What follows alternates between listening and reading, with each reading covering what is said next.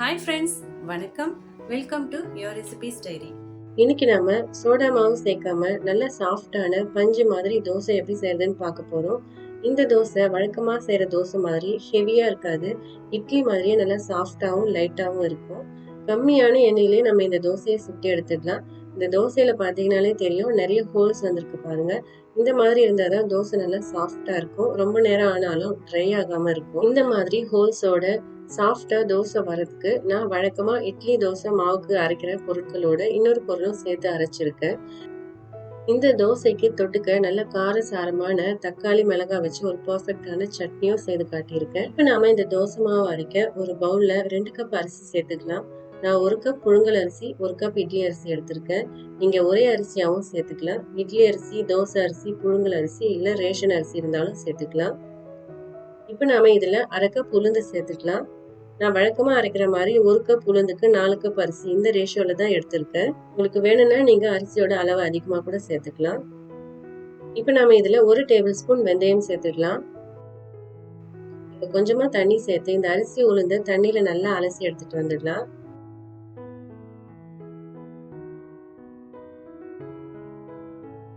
நான் இதை ஒரு 3 முறை தண்ணியில நல்லா அலசி எடுத்துட்டு வந்திருக்கேன். இப்ப இந்த அரிசி உளுந்து ஊற வைக்க தேவையான அளவு தண்ணி சேர்த்துக்கலாம்.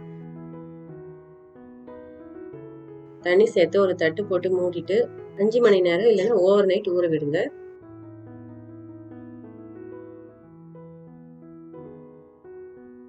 நான் இதை ஓவர் நைட் ஊற விட்டுருக்கேன்.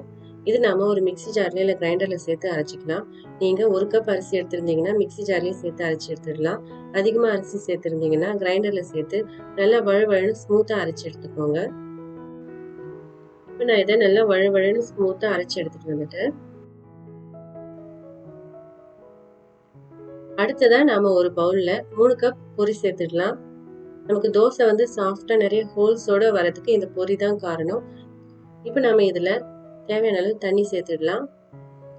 பொரி நல்லா சாஃப்டா பஞ்சு மாதிரி வரணும். அதுக்கு ஒரு 5ல இருந்து 10 நிமிஷம் வரைக்கும் ஊற விட்டா போதும். சீக்கிரமே நல்லா சாஃப்ட் ஆயிடும். நல்லா ஊற வச்சு இந்த மாதிரி சாஃப்டா வந்ததுமே இந்த தண்ணியை வடிச்சு எடுத்துட்டு இந்த பொரி எடுத்து ஒரு மிக்சி ஜார்ல சேர்த்து தேவையான அளவு தண்ணி ஊற்றி நல்லா வழுவழுன்னு ஸ்மூத்தா அரைச்சு எடுத்துக்கோங்க. இந்த தோசை நல்லா சாஃப்டா ஹோல்ஸோட வரதுக்கு இந்த பொரி தான் காரணம். அதனால பொரி வந்து நரநரப்பா இருக்கக்கூடாது, நல்லா வழுவழுன்னு ஸ்மூத்தா இருக்கணும்.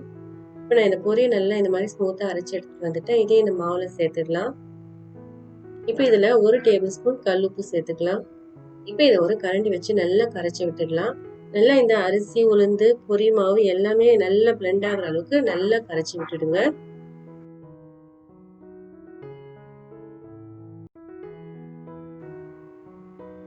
இப்ப இதை ஒரு லிட் போட்டு மூடிட்டு 8 மணி நேரம் இதை புளிக்க விட்டுடலாம். அடுத்ததா நாம இந்த தோசைக்கு நல்ல ஒரு காரசாரமான சட்னி எப்படி செய்யறதுன்னு பார்த்துக்கலாம். அதுக்கு ஒரு கடாயில 2 டீஸ்பூன் எண்ணெய் சேர்த்துக்கலாம். எண்ணெய் நல்லா சூடானதும் ஒரு 7-8 பல் பூண்டு தோல் ரிமூவ் பண்ணிட்டு சேர்த்துடலாம். பூண்டு லேசா செவந்து வர வரைக்கும் எண்ணெயிலே நல்லா வறுத்து விட்டுடலாம். இப்ப நாம இதுல ஒரு 7 வரமிளகாய் சேர்த்துக்கலாம். நான் காஷ்மீரி ரெட் சில்லி சேர்த்திருக்கேன். நீங்க காரம் நல்லா சாப்பிடுவீங்கன்னா 7 மிளகாய் சேர்த்துக்கலாம். அளவான காரம் போதும்னா நீங்க 4-5 வரமிளகாய் சேர்த்துக்கிட்டாலே சரியா இருக்கும். இப்ப இந்த மிளகாயை நல்லா வறுத்து விட்டுடலாம். இப்ப இதுல 1 கப் தக்காளி இந்த மாதிரி சின்ன சின்ன பீசஸா கட் பண்ணிட்டு சேர்த்துக்கலாம்.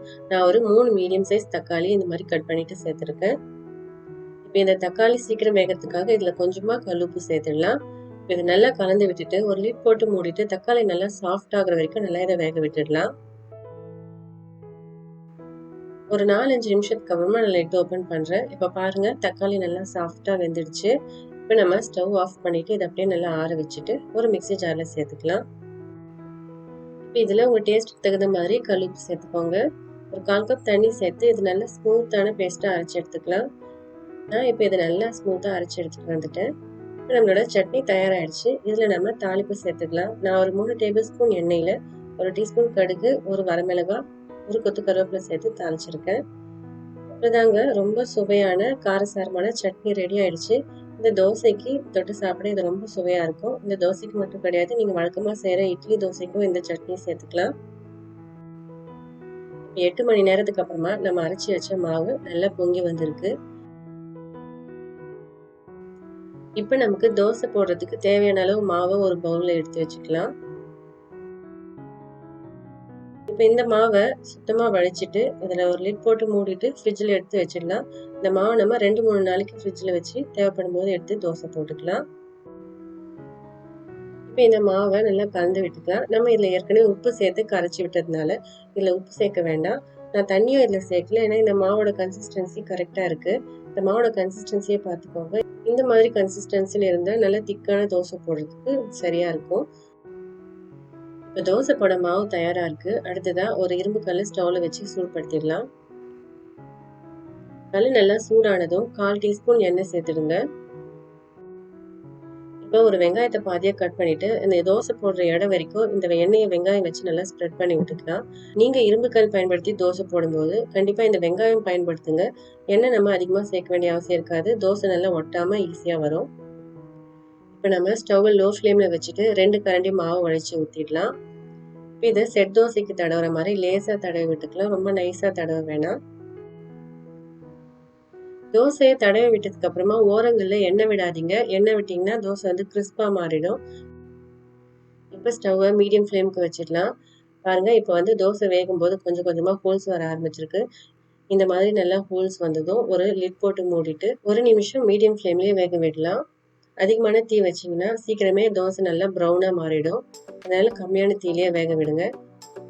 1 நிமிஷத்துக்கு அப்புறமா இந்த தோசையை திருப்பி போட்டுடலாம். திருப்பி போட்டதுக்கு அப்புறம் மறுபடியும் லிட் போட்டு மூடிட்டு ஒரு 30 செகண்ட் வேக விடுங்க.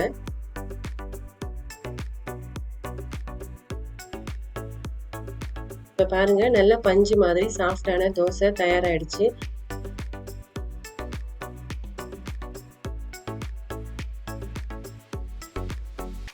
இப்போ நான் இன்னொரு தோசை உங்களுக்கு போட்டு காட்டுறேன். இப்போ அதே கல்லிலே கொஞ்சமாக தண்ணி தெளித்து விட்டுட்டு ஒரு 1/4 டீஸ்பூன் எண்ணெய் சேர்த்துக்கலாம்.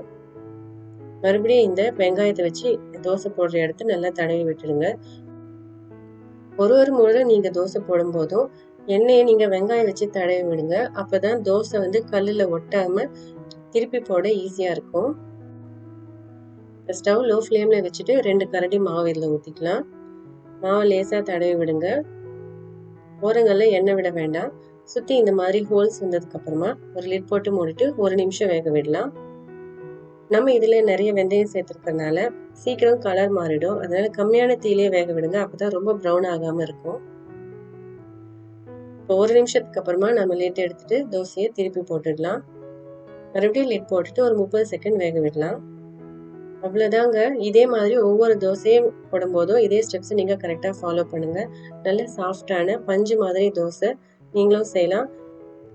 இந்த தோசைக்கு இந்த கார சட்னி தொட்டு சாப்பிட்டா ரொம்ப சூப்பராக இருக்கும். இதே தோசைக்கு நீங்கள் சிக்கன் கிரேவி, மட்டன் கிரேவி வச்சு சாப்பிட்டாலும் ரொம்ப ரொம்ப அட்டகாசமாக இருக்கும். ஓகே ஃப்ரெண்ட்ஸ், இந்த வீடியோ உங்களுக்கு பிடிச்சிருந்தா லைக் பண்ணுங்கள்.